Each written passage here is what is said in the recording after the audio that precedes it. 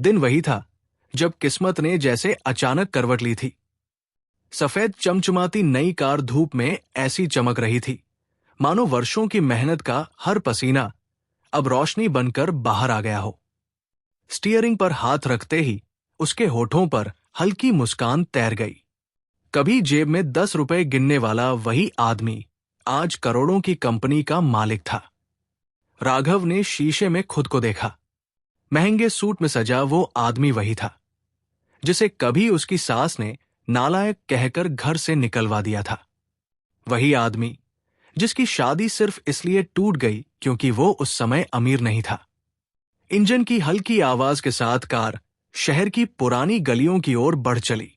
उसे याद आया वह दिन जब उसकी पत्नी सिया की मां ने साफ शब्दों में कहा था, मेरी बेटी कोई गरीबी में जिंदगी काटने के लिए नहीं पैदा हुई। जब तक तुम कुछ बन नहीं जाते इस घर में कदम मत रखना। सिया रोई थी, बहुत रोई थी, लेकिन मां की जिद के आगे वो चुप हो गई। तलाक के कागज पर कांपते हाथों से हस्ताक्षर हुए थे। उस दिन राघव के पास ना पैसा था, ना ताकत, बस टूटा हुआ आत्मसम्मान था। आज वही आत्मसम्मान उसकी ताकत बन चुका था। कार उस पुराने मोहल्ले में रुकी जहां कभी वो किराए के कमरे में रहा करता था। सामने वही छोटा सा घर, दीवारों का पेंट उखड़ा हुआ, दरवाजे पर लटकता पुराना पर्दा। खिड़की के अंदर से सिलाई मशीन की आवाज आ रही थी, टकट कट कटक। राघव की सांस कुछ पल के लिए थम गई। वो जानता था सिया अब घर घर से कपड़े लेकर सिलाई करती है। तलाक के बाद उसने किसी और से शादी नहीं की। मां की जिद ने शादी तोड़ दी, लेकिन सिया ने किसी और को दिल में जगह नहीं दी। राघव धीरे से कार से उतरा। मोहल्ले के बच्चे नई गाड़ी को घेर कर खड़े हो गए। अंकल, ये आपकी कार है? एक बच्चे ने पूछा। राघव मुस्कुराया, हां, मेहनत की कमाई है। दरवाजे तक पहुंचते पहुंचते उसके कदम भारी हो गए।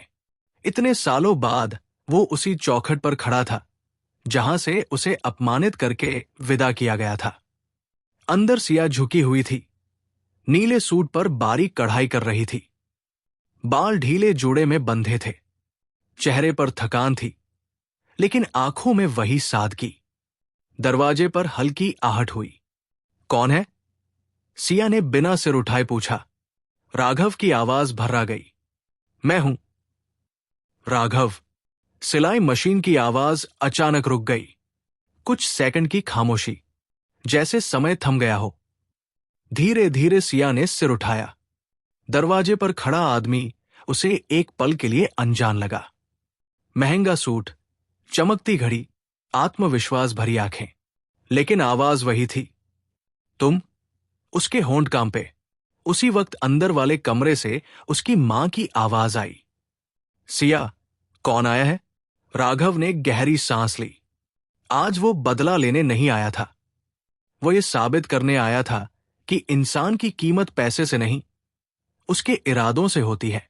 सिया की आंखों में आंसू आ गए। तुम इतने साल बाद? राघव ने धीरे से कहा, आज वो दिन है जब मैं कुछ बन गया हूं। पर मैं यहां अपनी दौलत दिखाने नहीं आया।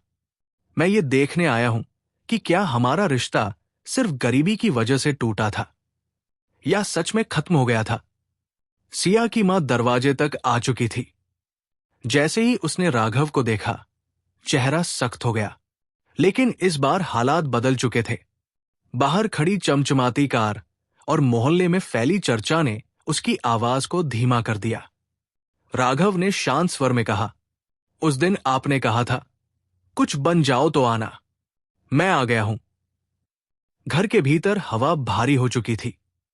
बीते सालों की यादें, दर्द, पछतावा, सब एक साथ उमड़ आए। सिया के हाथ से कपड़ा गिर गया। उसकी आंखों में सवाल थे, क्या यह नई शुरुआत है या सिर्फ अधूरी कहानी का आखिरी पन्ना? राघव की नजरें सिर्फ सिया पर टिकी थी। कहानी अब वहीं से शुरू होने वाली थी जहां उसे जबरदस्ती खत्म कर दिया गया था। दरवाजे के सामने खड़े 3 लोग, एक अतीत, एक अहंकार और एक अधूरी मोहब्बत।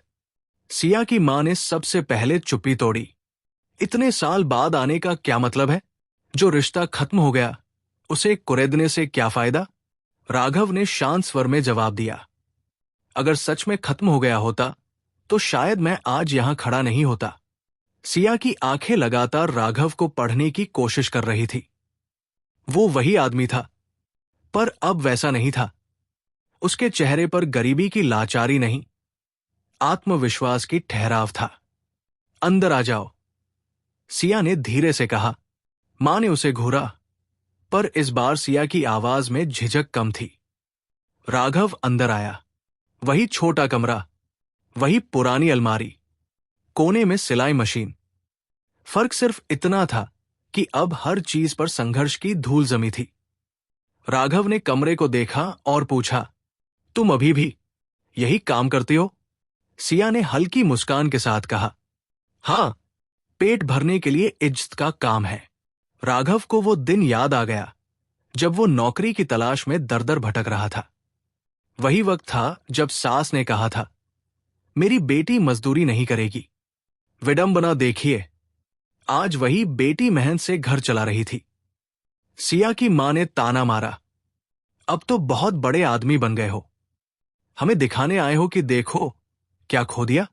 राघव ने सिर हिलाया, नहीं, मैं कुछ लेने नहीं आया, मैं जवाब देने आया हूं। खुद को। कमरे में फिर खामोशी फैल गई। सिया ने धीमे स्वर में पूछा, कैसे? कैसे बदला सब?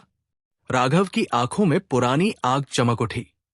जिस दिन तलाक हुआ उसी दिन मैंने कसम खाई थी कि मैं खुद को साबित करूंगा। छोटे छोटे काम किए, रातों को गोदाम में सामान उठाया, दिन में पढ़ाई की। फिर एक ट्रेडिंग कंपनी में नौकरी मिली। वहां मैंने सीखा कि पैसा कैसे बनता है। 5 साल बाद अपनी कंपनी शुरू की। आज 3 शहरों में हमारा कारोबार है। सिया चुपचाप सुनती रही। मां की आंखों में हल्का सा असहज भाव था। शायद उन्हें पहली बार एहसास हुआ कि उन्होंने जल्दबाजी की थी। लेकिन राघव ने आगे कहा, इन सब सालों में एक चीज नहीं बदली। सिया की धड़कन तेज हो गई। मैंने कभी तुम्हें दोष नहीं दिया, राघव ने कहा, क्योंकि मैं जानता था तुमने मां के खिलाफ जाने की हिम्मत नहीं की। सिया की आंखों से आंसू गिर पड़े। तुमने कभी शादी क्यों नहीं की? राघव ने सीधा सवाल किया। सिया ने नजरें झुका ली। हर रिश्ता तुलना करने लगता था और मैं किसी को तुम्हारी जगह नहीं दे पाई। सिया की मां ने पहली बार धीमी आवाज में कहा, हमसे गलती हो गई। कमरे की हवा जैसे बदलने लगी थी। अहंकार की जगह पछतावा ले रहा था। तभी बाहर से किसी ने आवाज लगाई, सिया दीदी, आपका तैयार सूट लेने आया हूं। सिया ने जल्दी से आंसू पोंछे और बाहर चली गई। राघव और उसकी सास आमने सामने रह गए। कुछ पल की खामोशी के बाद मां बोली, अगर उस दिन मैं तुम्हें मौका दे देती तो क्या तुम सच में मेरी बेटी को खुश रख पाते? राघव ने बिना हिचक कहा, हां, क्योंकि मैं उसे खोने से पहले भी उससे प्यार करता था और खोने के बाद भी करता रहा। सास की आंखें भर आई। बाहर खड़ी उसकी चमचमाती कार मोहल्ले में चर्चा का विषय बनी हुई थी। लेकिन उस छोटे से घर के अंदर जो फैसला होने वाला था वो किसी भी दौलत से बड़ा था। सिया वापस कमरे में आई। उसकी आंखों में अब डर कम और उम्मीद ज्यादा थी। राघव ने धीरे से कहा, मैं यहां दोबारा शादी का प्रस्ताव लेकर नहीं आया। मैं ये पूछने आया हूं कि क्या हम फिर से दोस्त बन सकते हैं, बिना किसी दबाव के, बिना किसी शर्त के। सिया ने कुछ सेकंड तक उसे देखा, फिर हल्की मुस्कान दी। दोस्ती से शुरुआत कर सकते हैं।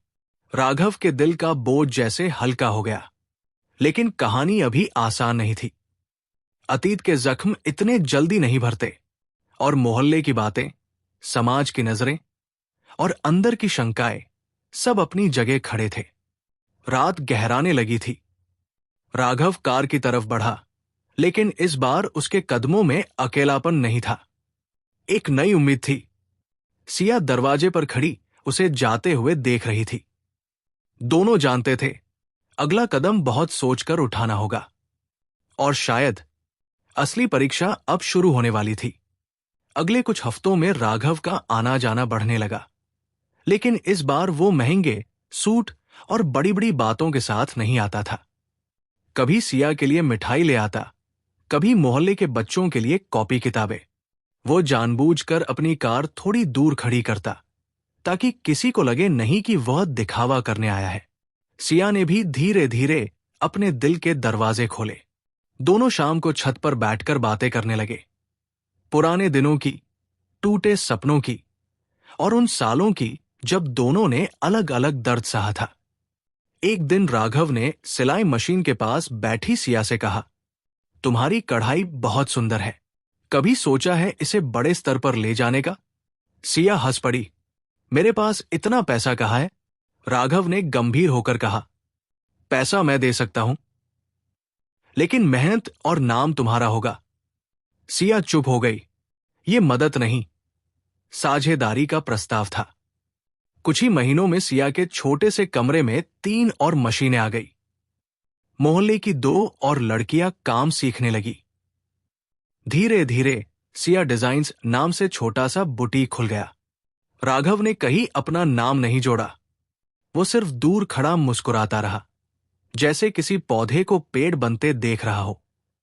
एक शाम बुटीक के उद्घाटन के दिन सिया की मां चुपचाप राघव के पास आई। बेटा, मैंने अपनी जिद में बहुत कुछ खो दिया। क्या तुम सच में मेरी बेटी को फिर से अपनाना चाहते हो? राघव ने शांत स्वर में कहा। मैंने उसे कभी छोड़ा ही नहीं था। सिया सब सुन रही थी। उसकी आंखों में आंसू थे, लेकिन इस बार दर्द के नहीं, राहत के। कुछ महीनों बाद उसी घर के आंगन में सादगी से फिर से शादी हुई। न बैंड बाजा, न दिखावा, बस सच्ची मुस्कानें, सच्ची दुआएं। राघव ने सिया का हाथ पकड़ते हुए कहा, इस बार हम किसी के डर से नहीं, अपनी इच्छा से साथ चलेंगे। सिया ने जवाब दिया, और इस बार कोई जिद हमें अलग नहीं करेगी। समय बीता, राघव का कारोबार और बढ़ा, लेकिन उसने कभी उस पुराने मोहल्ले को नहीं छोड़ा। सिया का बुटीक शहर में पहचाना जाने लगा। सिया की मां अब अक्सर लोगों से कहती, दौलत से घर नहीं बसता, घर बसता है विश्वास से। कहानी का अंत वही हुआ जहां से असली शुरुआत हुई थी। एक टूटे हुए रिश्ते ने समझ और धैर्य से फिर जन्म लिया।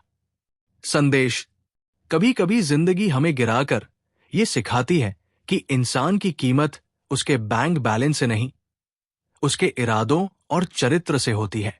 जिद रिश्ते तोड़ सकती है, लेकिन धैर्य और सच्चा प्यार उन्हें फिर से जोड़ सकता है। सच्ची जीत बदला लेने में नहीं, खुद को बेहतर साबित करने में है।